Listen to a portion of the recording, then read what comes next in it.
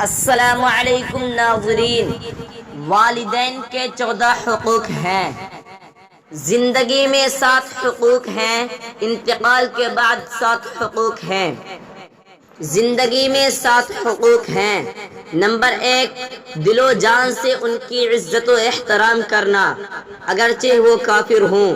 Number 2، حسن سلوک اور محبت و الفت کا معاملہ کرنا۔ نمبر 3، شریعت کے دائرے میں رہتے ہوئے ان کی اطاعت کرنا۔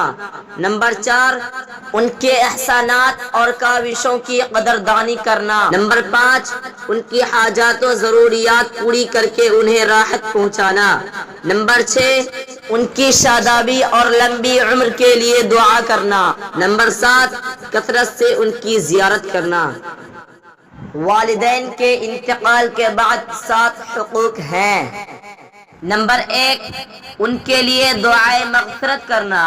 نمبر 2، ایصال ثواب کرنا۔ نمبر 3، ان پر کسی کا قرض ہو تو ادا کرنا۔ نمبر 4، ان کی وصیت پوری کرنا۔ نمبر 5، ان کے رشتہ داروں اور دوست احباب کا اکرام کرنا۔